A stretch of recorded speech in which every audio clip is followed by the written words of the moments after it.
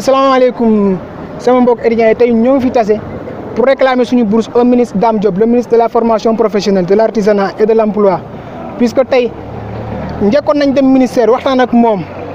il avait fait des promesses mais ba tey respecté wu ko donc lii moo fi xew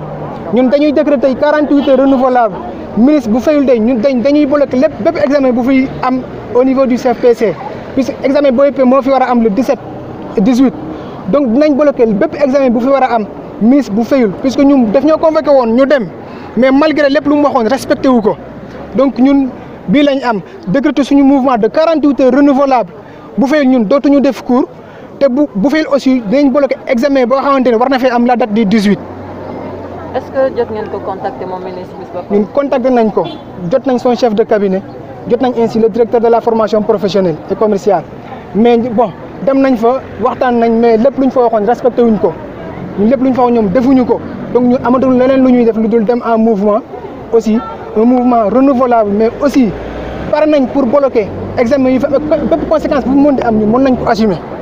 waaw puisque ñun amuñu dara lu dul suñu bourse étudiants dañoo sonn étudiants CFPC dañoo sonn ñun dañuy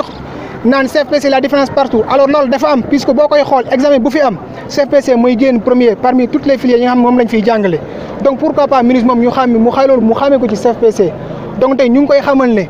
fii ak ay fan yu néew bu fayul bourse yi ñun pare nañ pour jaamarloog moom xeex bloqué aussi bépp examen bu fi war a amee ñun pare nañ pour aussi payer toutes les conséquences. ban motif la leen jox pour retard bourse yi. bon ay affaire de corona la fi wax avec les conséquences du corona xam nga affaire bi dem na ministère des finances seen wax nañ ba noppi quoi mais ñun on parvient même pas à comprendre ñoom luñ bëgg a wax. wax nga léegi différence bi am entre yéen ak étudiants université Cheikh Anta Diop ñoom ñu ngi percevoir seen bourse alors que ñu revenir un peu sur ça waxaatal ci loolu. ñoom étudiants de l'université ñoom ñoo ngi fayeeku seen bourse à distance même alors que ñoom ñëwuñu pour def cours mais ñun malgré les conditions malgré la maladie malgré l'avancement du virus nous parvenons ñoo ngi ñëw aussi di def cours avec tous les risques puisque da ngay xëy dugg oto xamuñu kan moo am feebar bi avec les masques da ngay ñëw dugg oto wàcce ko ñëw xam nga donc tey dafay métti étudiant di jànkuwanteel lii aussi te ministre mënu koo gis mënu ko jàppale étudiant amul dara lu dul boursam donc tey boo ko xañee aussi day métti ci moom ndax ñun amuñu fi kenn amuñu fi benn parent étudiant yi lu ci ëpp ay mbokku parents villageois lañ am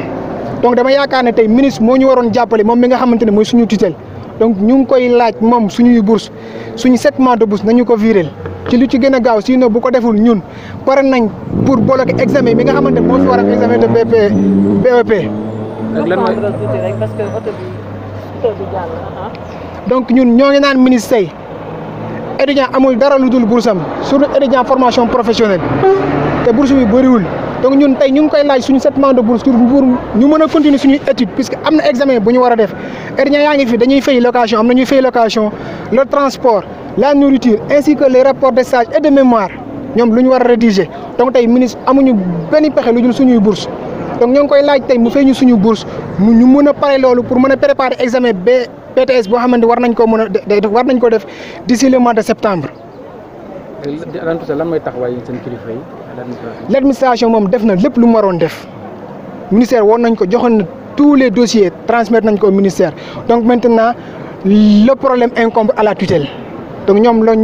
moo war a def lu mu war a def aussi moom toog di croiser les bras moom ministère deful dara donc suñu administration moom lu ñu waxoon nag moom jeex na nee na moom problème bi amatu ci kuy pexe ministère moo géré lépp moom moo war a fay.